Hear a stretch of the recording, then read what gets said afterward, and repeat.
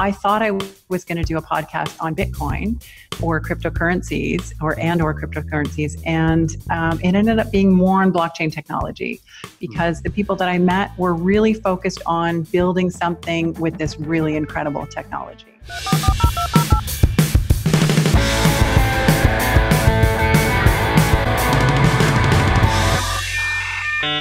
Welcome to the HackerNoon podcast. I'm your host, Trent Lipinski. In this episode, I interview Shannon Grinnell. She's the host of Speaking of Crypto, a crypto podcast. In this episode, we talk blockchain, her background, how she got into crypto, and her early days in much music, where and what and how the crypto scene is going. We've interviewed a lot of the same people on our two shows, and actually, I'm going to be on her show as well. So if you want to learn more about Shannon, check out this episode. If you want to learn more about me, check out the episode she's going to air on her podcast, Speaking of Crypto. This is an amazing episode, so please stay tuned. Greetings, hacker. Ever wonder how to submit stories to HackerNoon or check the status of your submissions? Well, wonder no more. Go to contribute.hackernoon.com. Whether you're a new writer, longtime contributor, or looking for the right place to spotlight your brand, get started with contribute.hackernoon.com. With your help, we are building HackerNoon 2.0 to be the best place for tech professionals to publish, and it starts with a new submission flow. Head over to contribute.hackernoon.com today to claim your spot. You are HackerNoon. Welcome to the podcast. I'm here with Shannon. Hey, Shannon, tell us a bit about who you are and what you're working on. Yeah. So my name's Shannon Grinnell, and I have the Speaking of Crypto podcast, which I have been doing for not quite a year. I started last May. And I'm talking to experts who really I'm looking for people who are inspiring, someone who can share how they've grown. And we go into life lessons, but really I think the podcast is for anybody with a growth mindset. Just anyone who wants to grow and learn. And ultimately, my goal is to help empower people to look at this new internet that we're going through and see how they can make money online. There's so many ways that we can make money online now, doing things that we do for free. Things that we do for free now will soon be able to be paid for, right? So writing a blog post through Steemit and Minds and Everpedia, you can get paid for that kind of thing. There's things like posting on Twitter. Soon there'll be that tip-in feature. So getting tipped for just posting on Twitter is something that's new and cool and different because of blockchain technology and this new internet. Listening to podcasts. So you can listen to Speaking of Crypto, or you can listen to the HackerNoon podcast and get paid for it if you sign up with Podcoin. You can deposit crypto and you can earn interest on your crypto, and you can even exercise and earn crypto. So I think that's one of the things that I really want to get into soon. But for now, it's been really great to have awesome conversations. And Trent, I know you have some amazing conversations as well. So, you know probably what I'm talking about. Well, well, actually, I think you're the second guest that I've had that actually also runs a podcast. So, it's always interesting to talk to another podcast host. But what's really interesting about you is you and I have literally interviewed some of the same people. So Great. like I was going through your interview roster and it was just like, oh, okay, I've interviewed that person, that person, that person. I've seen that person speak at an event. So it was kind of some nice validation to see that, okay, they're, cause we're almost a little bit like beat reporters back in the day. Like this is Yeah. those kind of our beat. And, we both kind of have our finger on the same pulse. So it was like, okay, even though I just recently found out about your show, it was just like, all right, we're interviewing the same people. We're having similar conversations with these same types of guests. And it's like, we're on the right track. Yeah, we're both documenting kind of what's happening right now. Yeah, absolutely. My husband and I were watching this documentary on Rolling Stone magazine, and they were talking about this counterculture movement in this rock and roll, time of the 60s and whatever, and how cool it was that someone decided to document what was going on during that time.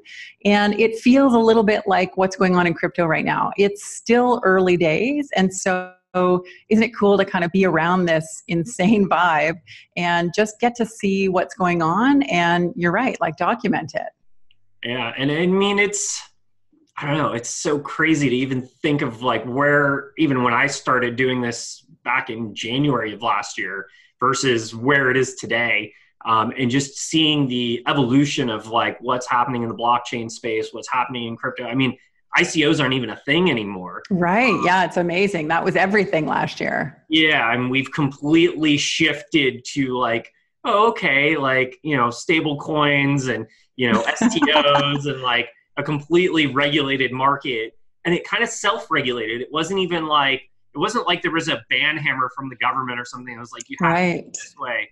It was just like, okay, everyone kind of just paused and went, let's do this as, officially and correctly as possible. Yeah, I think the markets really help determine that. So being in a bear market, and there's a lot of companies that had so much money that they could do anything they wanted, really. But in the bear market, when that currency changes, then all of a sudden, I think people have to bootstrap a little bit more and just be a little bit more frugal and just concerned about where they're spending their money. So I think that had a lot to do with it as well.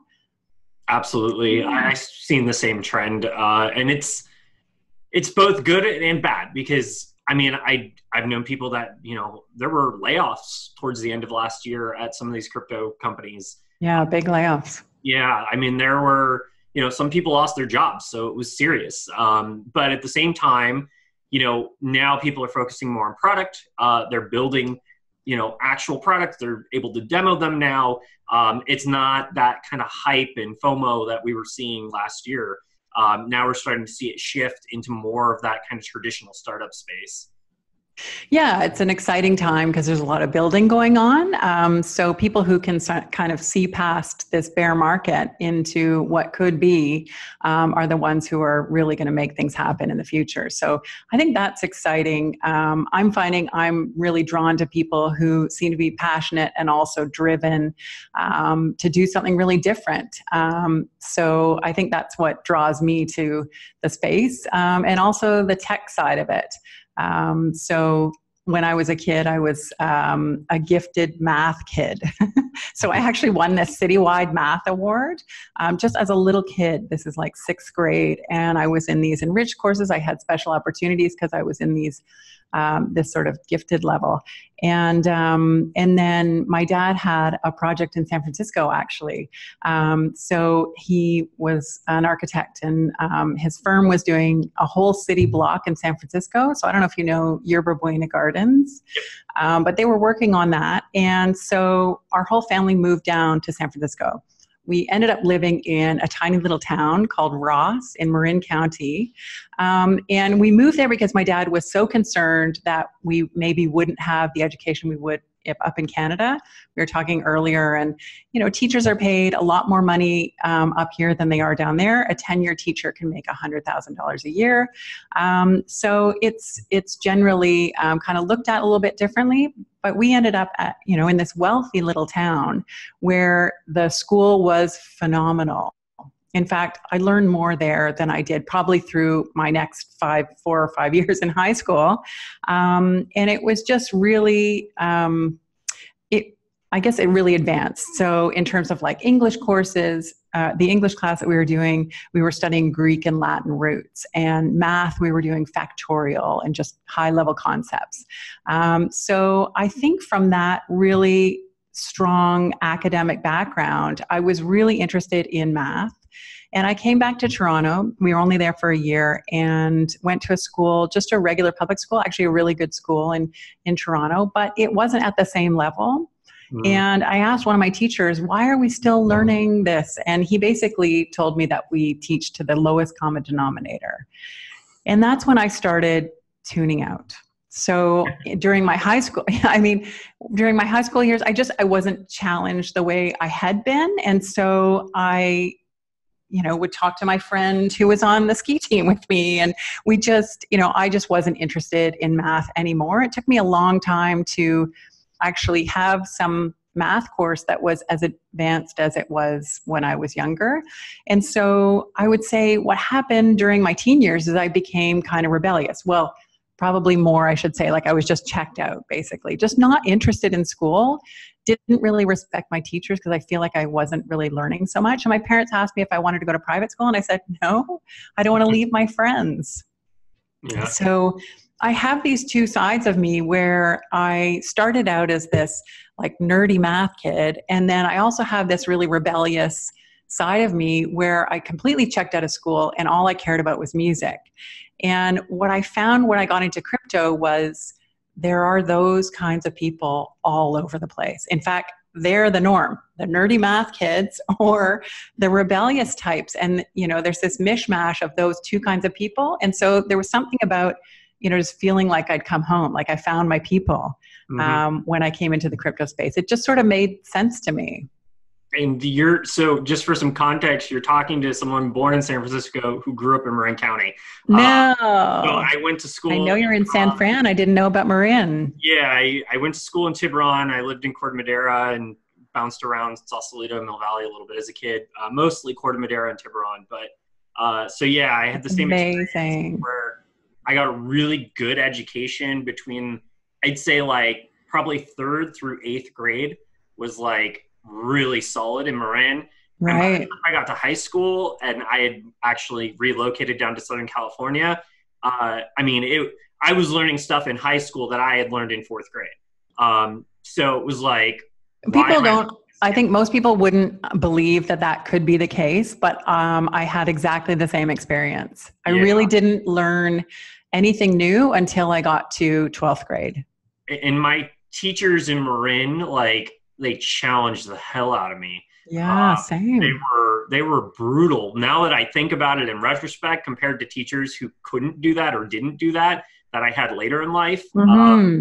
Yeah, they were, it's like, you didn't cross your T correctly. It was that kind of stuff. Like, or you didn't carry that variable and you didn't show your work. It's like, but then by the time I got to high school, it was like, all right, the answer is this, whatever. Yeah. And you were telling me about teachers in San Francisco and how they're having a really hard time finding people in San Francisco, teachers. Yeah, it's hard to find teachers now in the Bay Area because the cost of living is so insane that they can't find teachers who can actually afford to live here because they don't pay them a reasonable rate. So you were telling me that teachers in Canada actually get paid reasonably. It's a living wage, possibly even slightly higher than a living wage. Whereas in the United States, unless you're teaching college, and even then, most college professors can't even work full time. They're mostly kept part time. It's not a profitable profession. So it's kind of sad.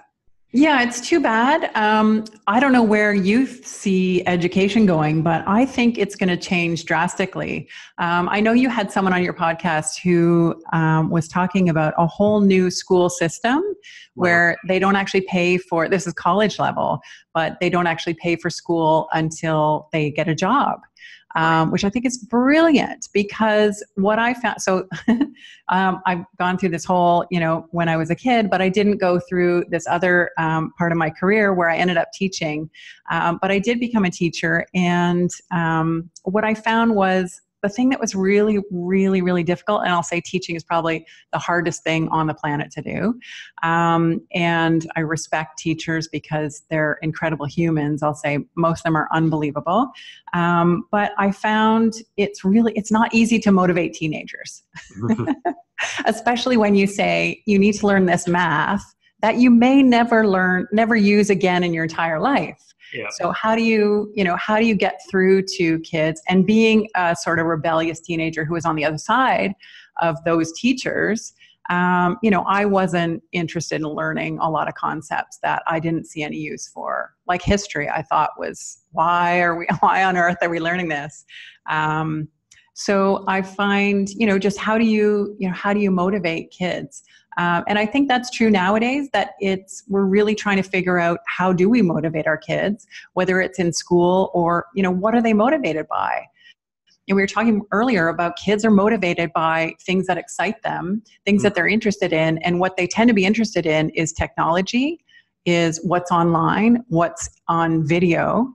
And so I think education needs to move towards what are motivating kids in the first place.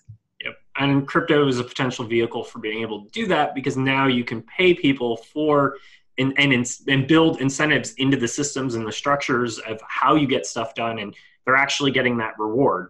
I saw one of my good friends tweeting about his daughter. His daughter's soccer team won their entire contest. They went like completely undefeated. And, his daughter told him like, hey, it was so nice to get a trophy that I actually deserved to win, because I was actually the best. Because unfortunately, we've got this society where like now we give people participation trophies, and, now everyone gets a trophy. No one feels left out, but it almost is meaningless at that point, because you're getting rewarded for just trying, not even for accomplishing what you were supposed to do. Yeah, I think Chris Rock has some skit where he talks about kids getting a gold medal for getting out of bed in the morning. Yeah. So, yeah, it's kind of come down to that. And that's not conducive for learning. I mean, what I've learned as a high school dropout who then went to college early and then dropped out of college, it's about failing. It's about messing up. It's about screwing up. That's where I've learned the most valuable lessons, is either failing myself or watching other people fail. And I think the system that we have today has completely forgotten that.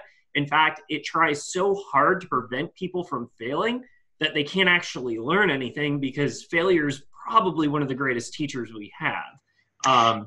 Yeah, I don't know if you guys have the same system, but nowadays kids can't fail. I think they do say in the States, they were calling it social promotion. But essentially that you can't fail a grade because they want you to stay with your friends or with your cohort. Is that the same in the US, do you know?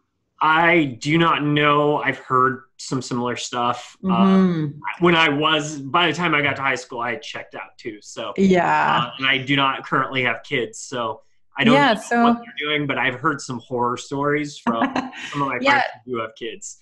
But I'm with you about the, not failing. And I remember at Teachers College, I had learned something along their rationale for why you would not want kids to fail. And what happens is that sometimes when kids fail, they think of themselves as a failure. But I think we need to teach kids to not think of themselves that way just because they failed, and to see it as the learning opportunity that you were talking about. It's having a growth mindset is what they call it. Yeah, absolutely. And most people who have succeeded have failed at things like you're saying, and it was how they figured out how to get past that failure that made them successful. Because we all come across obstacles. I mean, it can't be avoided. So. Well, and I kind of want to shift gears a little bit here. You did, after you were a teacher, you've worked for a number of major media companies, and including Much Music. Can you tell us a little bit about, the shift that kind of happened to get you into TV and production and now podcasting? Yeah. So I started out in music. Again, I was checked out at high school. So all I thought about was music, and I started writing music. And it was like, just felt really comfortable, just felt, like I was connecting with something inside of me.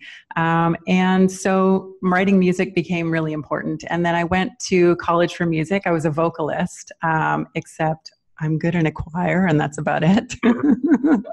I don't have one of those American Idol voices. So I realized pretty quickly that I didn't want to be a singer, but that I wanted to focus more on writing. And after my second year at college, I actually got a job working for 2 different recording studios.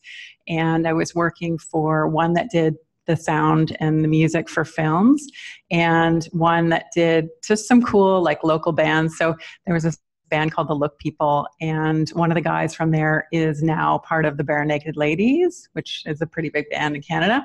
I worked for a couple of recording studios, and then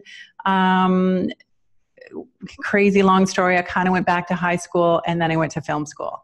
But my focus was really sort of music, film, and then when I graduated from film school, I had a film that I ended up, it wasn't at the Cannes Film Festival, but I got to go to the Cannes Film Festival. So that was a really, really cool experience. It did win European award, and it went on national television as well. And I just got into working on documentaries and things like that. So I was really a part of sort of independent films, as either a camera assistant or in the producing realm. And I thought, I was really torn. Again, I think this nerdy kid versus this like rebellious music kid was always I was fighting myself. So I decided to go back to school, and I was doing a master's program in film, and I had a couple scholarships to go there, and it just wasn't what I expected. So I opened this book called The Artist's Way. It's by Julia Cameron, and it talks about how everybody's creative, which I 100% believe. And it asks you to do these morning pages, and it's kind of like journal writing, but it's stream of consciousness. And I used to write a journal as a kid, and I started when I was like 16, and I'd write things like, I'm going to save the world. And, just all this stuff that I thought was so profound. And years later, I read back and I thought, oh my God, the little ego on this kid, just thinking that everything I was writing was brilliant and profound. And it was like the first time somebody had come up with something so, smart. But journal writing's a funny thing, right? Because we think that someday someone might read this and it's going to be important. But stream of consciousness writing is different. It's just writing with the idea that you're never going to let anybody see it. And in fact, she recommends like burning it, shredding it, tearing it up, doing whatever you can to make sure nobody reads it so that you really connect with what's deep and personal. And so I did that. And I don't remember if it was the first day or the first week, but I wrote. And by the end, I wrote, I need to go to California or I'm going to regret it for the rest of my life. And it was a really deep thing that I felt was like inside me that was kind of locked in there until I did this process. So I was in the middle of this program at school and I left. And I picked up and I moved to California, and I moved to Southern California. I had been there when I was 18 because my uncle invited us to go down there. And when I got off the plane, I felt like I'd come home. It just felt home to me, I think, because I had lived in California when I was a kid in 7th grade. And so I moved to California, and I do think that I would have regretted it had I not gone when I did go. So I went down there for a couple of years, and I I actually thought I was going to go and become a screenwriter and work like as a waitress, which I got a job as almost like a candy striper waitress with one of those, little candy striper type uniforms at Ruby. Oh, you're an actress or a screenwriter? What restaurant? Yeah, I was at Ruby's Diner in Redondo Beach, and I loved it. I'm like, I'm living the life. I'm in like America, and I'm going to find out what America's all about. And I thought I was just going to write. But there was this job that came up in Hermosa Beach, and I was living in Manhattan Beach. So it's all this beach cities area. And it was for sort of producer, editor, on camera. You needed to do everything. And so I fell into TV there and loved it. I was reporting basically on things like beach volleyball, which I was playing, and, X Games events were happening there. And it was just a really cool time of my life when I was living down there and working in TV. So it's a really long story to get to. When I came back to Toronto, I had some time where I was working as a personal trainer because I was also really into health and fitness, and then did some more, TV work as well. And really, it was just in my personal life, I had a very difficult, trying time of my life where I had a bad marriage and an even more brutal divorce. And with 2 kids and being a single parent, I really wasn't sure where I was going to go and what I was going to do. And my job in TV seemed to be it seemed like TV was going downhill, like there wasn't much opportunity in TV anymore. And as the responsible parent, and I guess I went back to that, nerdy math kid and thought, well, what am I going to do to be, responsible and take care of my kids? And I got into teaching. A friend of mine left Much Music to go into teaching. And I thought, oh, that's, a secure job. It's safe. I think it would be the responsible thing to do. And so the same year that I left Much Music, I moved 2 hours up north. In fact, I was commuting for a while for about 6 weeks. And I took just a summer course basically to learn how to teach. It was like a crash course that they let people teach who'd had a background doing something else, like some kind of career. And then I moved up north to go teach. And it was probably the craziest 2 years of my life. Just the most challenging, I would say, because I was up there on my own with my 2 little boys. They were just little at the time. And just trying to figure out what a new career looked like. So I should probably close this out by getting to how I started the podcast. But I'll say when I came back to Toronto, because I had that really difficult time, I started listening to podcasts. I had this crazy commute. I had a teaching job in Toronto, but I had to commute 50 kilometers each way. So 100 kilometers a day, it just took a long time. Mm. So I started listening to podcasts and I got really, really inspired. And I think the things that inspired me were really working on myself and digging in again to what's really important to me and who I am and where I'm going. Ritual podcast really deeply connected with. So I became vegan. I ended up running a marathon and I started meditating. And really those things changed my life for the better. So podcasting really changed my life. And so what I'll say is one of the podcasts I listened to, James Altucher, had Naval Ravikant on his podcast. And he was the first one who I really heard talking about Bitcoin. Do you know Naval? Do you know a little about him? Not really. No. Yeah. And he's just very grounded and rational, but inspirational as well. So it was an incredible conversation. And so that's really what inspired me to go look into Bitcoin. And I probably would have gotten into it sooner if I didn't have sort of a lot of personal crazy things going on in my life. So I'm really, thankful that I did get to hear, this amazing podcast, get inspired, buy my first Bitcoin. And from there, I kind of put 2 and 2 together. It just seemed natural if I wanted to explore Bitcoin and blockchain technology more, what better way to do it than to interview people who are doing amazing things in the space. So I guess that's my really long-winded story to say. That's how I got into it, I guess. Awesome. Yeah, I mean, it's definitely interesting to hear all the different avenues that you've come through, especially, going from, going through the education system, getting into production and video production and working at Much Music, becoming a teacher. And then because you became a teacher, you ended up getting into crypto because you were listening to podcasts. That's funny. That's an interesting path to get there. So, yeah. And I mean, like I said, we've been interviewing the same people. We've been covering the same beat around a similar time period. Mm-hmm. So it's very fascinating to kind of hear your story on how you got there. And, there's a lot of parallels to my own.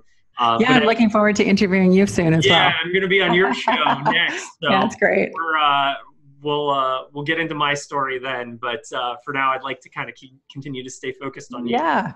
But, it's just fascinating, like I said, because, we even lived in the same areas because I, too, also went to Southern California, lived in Manhattan Beach area for a little while myself when I was working for a live video startup. So this was in 2007-ish.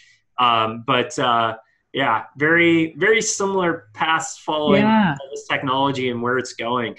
So, given the fact that we've interviewed, you and I both interviewed dozens of people over the last year, what are some of the trends and what are some of the things that you're noticing? How is the blockchain crypto space evolving and what are you learning from all of this? Yeah, I think number one, I would say mass adoption is still not happening. And I think Bitcoin has a marketing problem.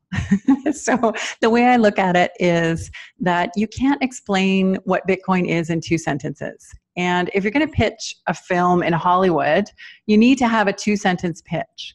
And that's how a lot of things get sold. And it's how we're used to explaining things to each other. So for a short period of time, Bitcoin had a two-sentence pitch. And it was something like, well, Bitcoin is digital money or digital currency. And it went from $0 to $4,000 in something like 8 years. And oh, last month it went up another $1,000. And this month it's gone up 2,000. At the end of 2017, all of a sudden, people got into Bitcoin. And it was because people could explain at least that part of Bitcoin in a couple of sentences. So I'd say what's difficult is people don't understand, the general public doesn't understand what Bitcoin is. And aside from digital cash, it doesn't understand, the technology behind it. So I think that's number one, that everybody is sort of coming at that challenge from different places. I think the other piece is I thought I was going to do a podcast on Bitcoin or cryptocurrencies or cryptocurrencies. And it ended up being more on blockchain technology because the people that I met were really focused on building something with this really incredible technology.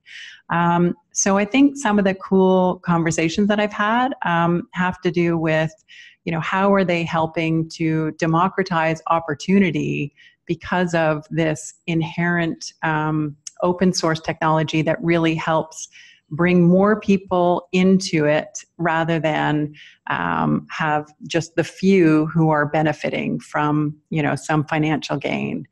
So it's hard to, say what the commonality is among all these different people, but I'd say those are a couple of similar ones.